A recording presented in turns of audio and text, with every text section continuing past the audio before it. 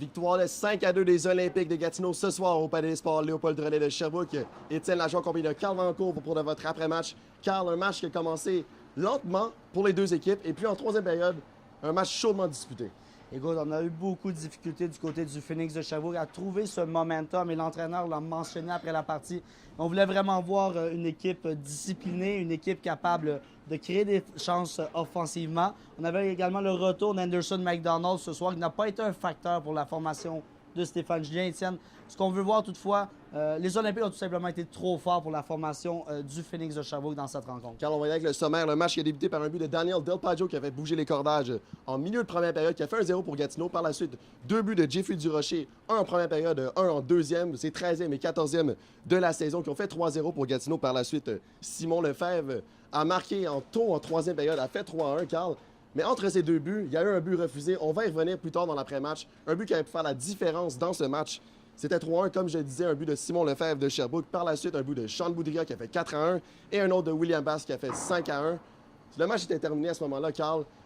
Nicolas Poulain a marqué tard en troisième période, c'était 5-2. Mais on va y revenir sur ce but refusé, Carl, dans le territoire. Un but de Félix Robert qui a été refusé par la suite. Et oui, un but qui aurait pu changer complètement l'issue de cette rencontre, Étienne, en fin de deuxième période, alors qu'il restait 1 minute 31 au cadran.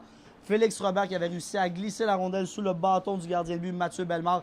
Et on s'attendait vraiment à voir le Phoenix sortir fort en troisième période. Ce qui a été le cas, Étienne, on a marqué le premier but de la période, mais on devait effacer un déficit encore de 2 buts et malheureusement, l'opportunisme n'a pas été au rendez-vous pour la formation de Stéphane Julien, alors que du côté des Olympiques, le talent a ressorti dans ce match. On pense notamment à Zach McEwen et Vitaly Abramov qui ont tous deux enregistré 3 passes dans la victoire. Et quand tu le mentionnais, ces deux joueurs-là, on mentionnait le travail de Vitaly Abramov dans l'avant-match. Tu en mentionnais à quel point il était un joueur dominant depuis l'arrivée du nouvel entraîneur Éric Landry. Mais ce soir aussi, il faut mentionner le travail de Zach McEwen. Et Zach McEwen qui était vraiment le joueur le plus dominant du côté de la formation des Olympiques dans cette rencontre. Il était tout simplement partout sur la patinoire, Étienne. Autant qu'il a noirci la feuille de pointage à 3 occasions, autant il s'est imposé par son jeu robuste. On se souviendra de la mise en échec en deuxième période qu'il a asséné devant le banc des siens à Jonathan Legault, le défenseur du Phoenix. Et ça a vraiment réveillé le banc du côté de la formation d'Éric Landry. On va parler du travail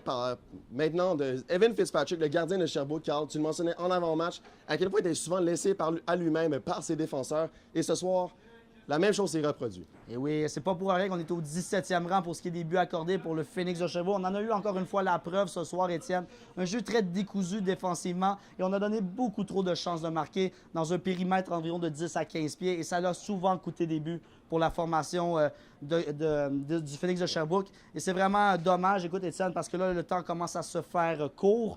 Pour le Phoenix, il lui reste seulement 7 rencontres et on est toujours en déficit sur le Drakkar de Bécomo, la 16e place. D'ailleurs, Carl, il mentionnait à l'après-match l'entraîneur de Sherbrooke, Stéphane Julien, 2 matchs qui s'en viennent contre Drummondville d'ici la fin de la saison. Seulement 7 matchs à jouer. Et dimanche, on joue contre une formation tellement puissante, les Cataractes de Shawinigan. Et oui, les Cataractes de Shawinigan qui sont au 3e rang dans la Ligue cette saison. Une équipe vraiment puissante qui peut compter sur un beau mélange de bons défenseurs, un bon gardien de but ainsi que des attaquants capables de marquer des gros buts. Et c'est certain que les 2 matchs qu'on va vraiment surveiller, Étienne, ce sera les 2 matchs face à Drummondville qui pourraient avoir vraiment un impact direct sur le classement final de cette saison. Drummondville qui est devant Sherbrooke en ce moment, ce sera des matchs très importants.